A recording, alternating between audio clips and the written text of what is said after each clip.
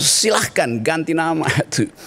Jokowi mania, Prabowo mania, Gibran mania. Tapi penggantian nama itu mengikuti fakta yang sudah terjadi. Kan itu ya jadinya kan.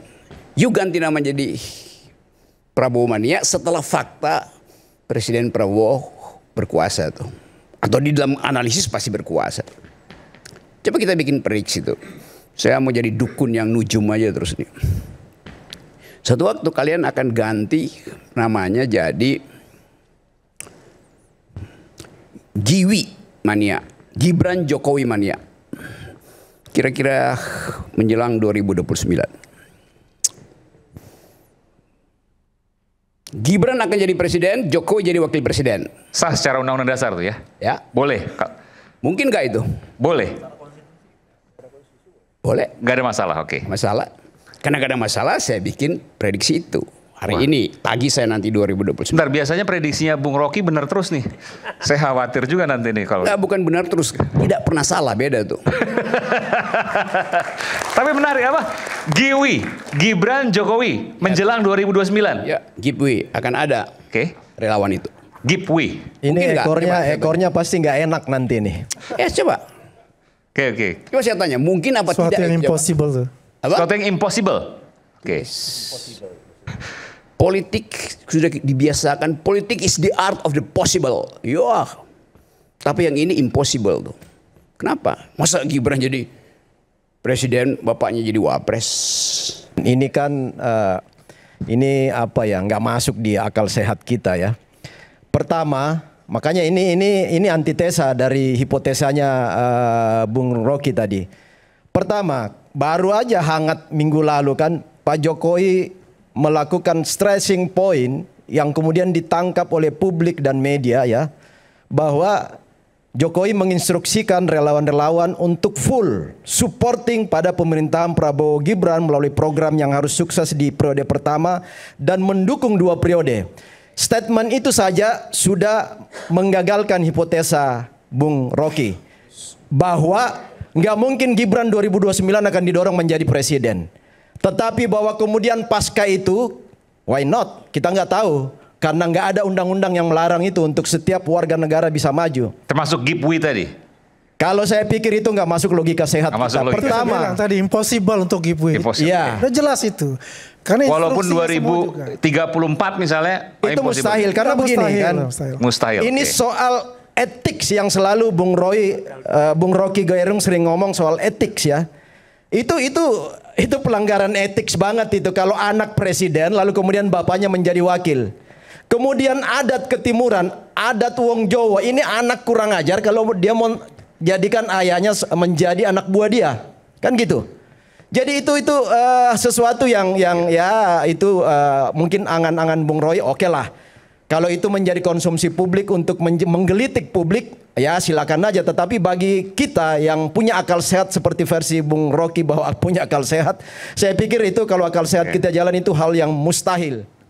Kita ke informasi lainnya, pemirsa. Menteri Keuangan Purbaya Yudi Sadewa tegaskan komitmennya mengejar para pengemplang pajak dengan total kewajiban capai 60 triliun rupiah. Purbaya menyatakan dana akan dipaksa masuk ke kas negara dalam waktu 1 minggu. Purbaya memastikan tunggakan tersebut akan masuk pada tahun 2025 ini, bukan 2026. Selain itu, Purbaya menekankan pemerintah tidak akan lagi mengganggu wajib pajak yang sudah taat. Untuk memperkuat pengawasan, Purbaya berencana membuka kanal khusus pengaduan bagi masyarakat yang mengalami masalah terkait pungutan pajak.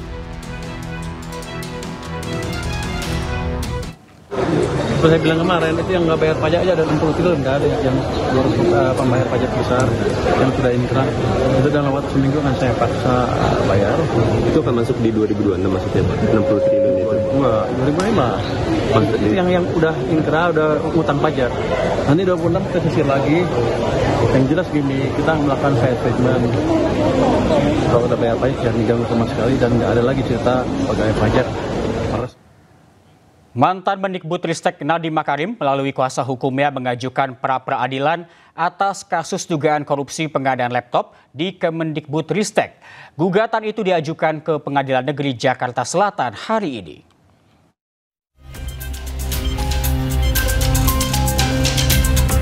Mantan Mendikbudristek Nadiem Makarim melalui kuasa hukumnya Hana Pertiwi mengajukan pra-peradilan atas kasus dugaan korupsi pengadaan laptop di Kemendikbudristek. Hana menilai penetapan tersangka terhadap kliennya tidak memenuhi syarat minimal 2 alat bukti permulaan yang cukup, salah satunya berupa audit kerugian negara dari BPK atau BPKP. Objek yang digugat itu ada di penetapan tersangka dan penahanan. Penetapan tersangkanya karena tidak ada 2 alat bukti permulaan yang cukup, salah satunya bukti audit kerugian negara dari instansi yang berwenang. Instansi yang berwenang itu kan BPK atau BPKP. Oh iya. Dan penahanannya juga otomatis kan kalau penetapan tersangka tidak sah, penahanannya juga tidak sah. Oh gitu. Sementara itu, Kejaksaan Agung mengaku belum menerima permohonan pra-peradilan tersebut. Baik, terkait dengan pengajuan pra-peradilan, yang pertama sampai saat ini saya sudah cek, baik sampai saat ini tim penyidik dari Gedung Pundar belum menerima rilis permohonan pra-peradilan dari yang bersangkutan. Namun demikian, itu merupakan suatu hak bagi tersangka dan penasihat hukumnya, dan ini juga diatur dalam ketentuan baik KUHP dan juga diperkuat juga oleh putusan MK tahun 2014 yang sebetulnya ini juga merupakan check balancing bagi kita sebagai aparat penegak hukum. Sebelumnya, Kejaksaan Agung menetapkan Nadiem Makarim tersangka dugaan korupsi laptop. Akibat korupsi itu, negara merugi hingga lebih dari 9 triliun rupiah. Dari Jakarta Selatan, Denny Helmi Sajangbati, iNews melaporkan.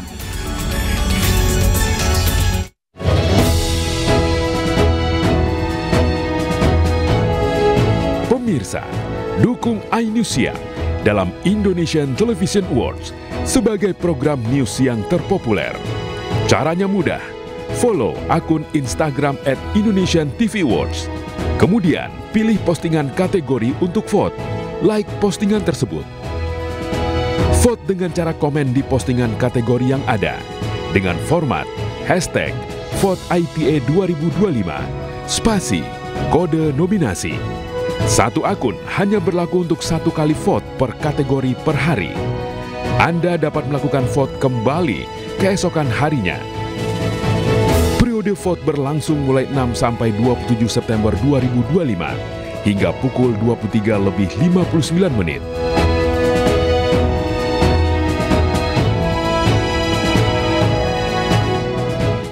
Pemirsa, Presiden Prabowo Subianto menyuarakan perdamaian dunia dalam pidato dia di sidang umum PBB Selasa malam. Prabowo juga menegaskan Indonesia berkomitmen mendukung penyelesaian damai konflik Palestina-Israel melalui solusi 2 negara. It is indeed a great honor for me to stand in this august General Assembly Hall among leaders and representatives who represent almost all of humanity. We differ in race, religion, and nationality, yet we gather together today as one human family. We are here first and foremost as fellow human beings, each created equal, endowed with unalienable rights to life, liberty, and the pursuit of happiness. The words of the United Nations Declaration of Independence have inspired democratic movements across continents, including the French Revolution, the Russian Revolution, the Mexican Revolution, the Chinese Revolution, and Indonesia's own struggle and journey to freedom.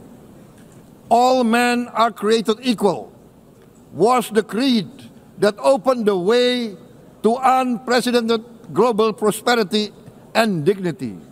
Human folly, fueled by fear, racism, hatred, oppression, and apartheid, threatens our common future.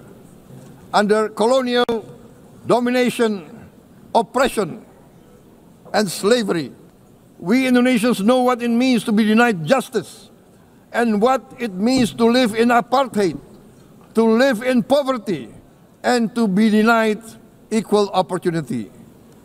Decisions are made here based on human solidarity by the Security Council, and this assembly gave Indonesia independence, international legitimacy. Our world today is driven by conflict, injustice, and deepening uncertainty.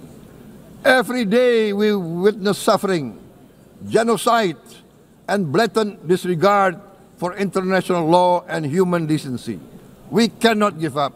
We cannot surrender our hopes or our ideals.